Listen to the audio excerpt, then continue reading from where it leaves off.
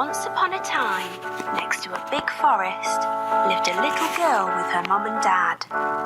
Each time the little girl went into the forest, she wore a red hood. Everyone called her Little Red Riding Hood. One day, her mum had baked a cake. The cake was a present for Red Riding Hood's grandmother. Grandmother lived on the other side of the forest. Red Riding Hood's mum asked her to take the cake to Grandma. Mum told Red Riding Hood to keep on the pathway and not stop anywhere. She told her not to talk to strangers. Mum and Red Riding Hood waved goodbye to each other. Little Red Riding Hood went into the forest. She had a basket on her arm with the cake inside. A big bad wolf was watching her. He was very hungry. Little Red Riding Hood did not see him. He came beside Red Riding Hood. The wolf tried to sound friendly. He asked Red Riding Hood where she was going. She told him she was going to see her grandmother on the other side of the forest.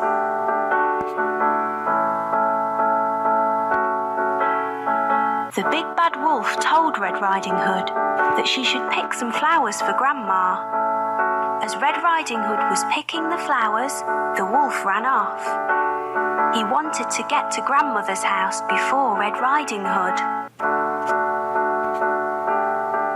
The big bad wolf arrived at Grandmother's house. He knocked on the door. Grandmother asked who it was. The wolf changed his voice and said it was Red Riding Hood. Grandmother said the door was open. The big bad wolf let himself in. Grandmother saw him and began to scream. Before she could do anything, the big bad wolf swallowed Grandmother up. The big bad wolf was not satisfied. He wanted to eat Red Riding Hood as well. The big bad wolf dressed himself in Grandmother's clothes. He climbed into her bed. He waited for Red Riding Hood to arrive. Red Riding Hood came to Grandmother's house. She knocked on the door and asked if she could come in. The big bad wolf changed his voice. He sounded like her grandmother. He told her to come in. Red Riding Hood said what a deep voice her grandmother had. The wolf said it was better to greet her with. Red Riding Hood moved closer to her grandmother. She said what big eyes she had. The wolf said they were better to see her with. Red Riding Hood said what big ears Grandmother had. The wolf said they were better to hear her with. The wolf told her to move closer. Red Riding Hood said what big teeth she had. The wolf told her they were better to eat her with. The wolf jumped out of the bed.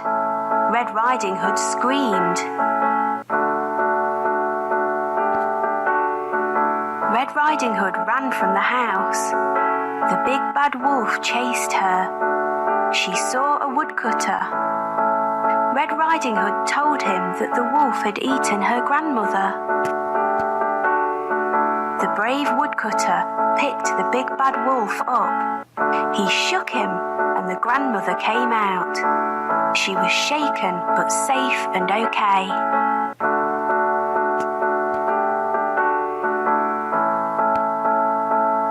The woodcutter, grandmother and Red Riding Hood all watched the wolf run away. They were happy now. The big bad wolf had gone. Red Riding Hood and her grandmother thanked the woodcutter. Little Red Riding Hood told her grandmother and the woodcutter that she had learnt a lesson. She would always follow her mother's instructions and never talk to strangers again.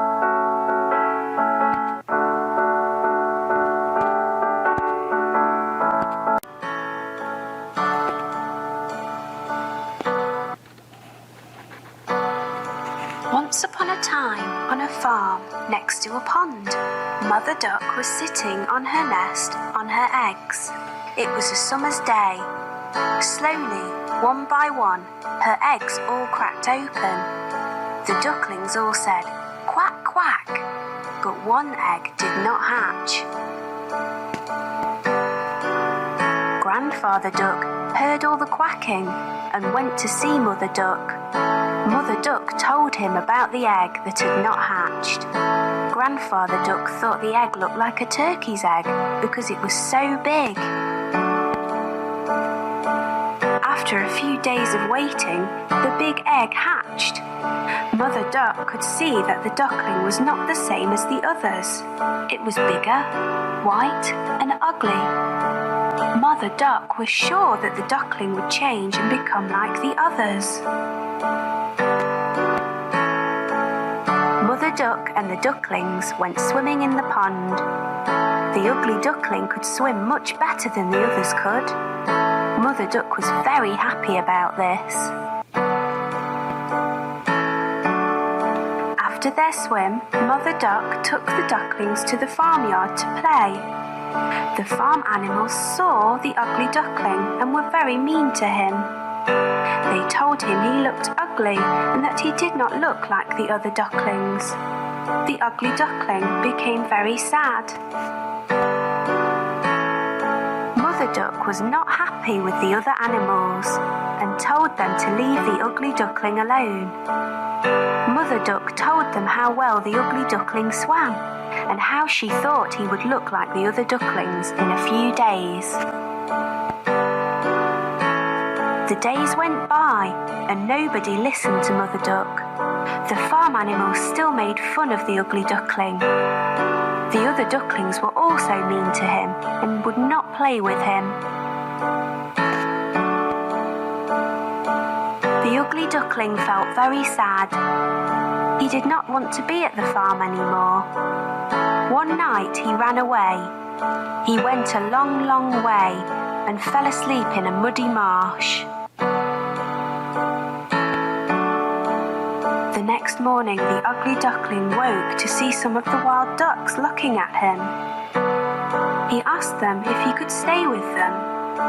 They told him that he was ugly, so he could not stay with them and had to go.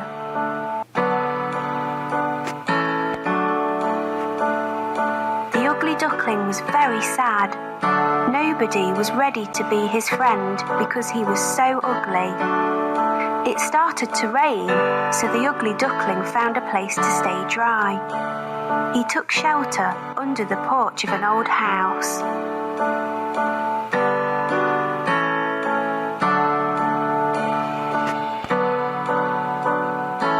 The next day, the house door opened, and a big dog came outside. The dog barked at the ugly duckling, and the duckling had to run away very quickly. The days went by and winter came. The ugly duckling was very cold. He lived alone near a pond and made his home in the long grass. It was a long winter.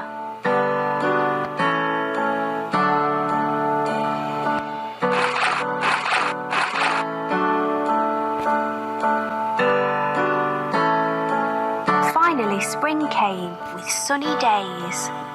One day on the pond, the ugly duckling saw 3 beautiful white swans swimming. The ugly duckling knew that they would not want him as a friend because he was too ugly.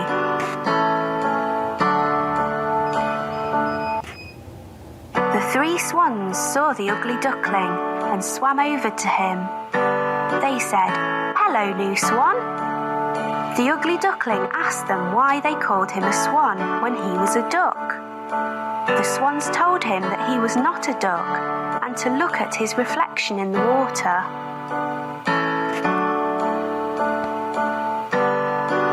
The ugly duckling was very happy with his reflection in the water.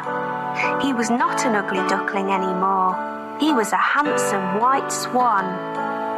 The 3 swans were happy to be his friends, and they all swam in the pond. 4 swans flew up in the sky.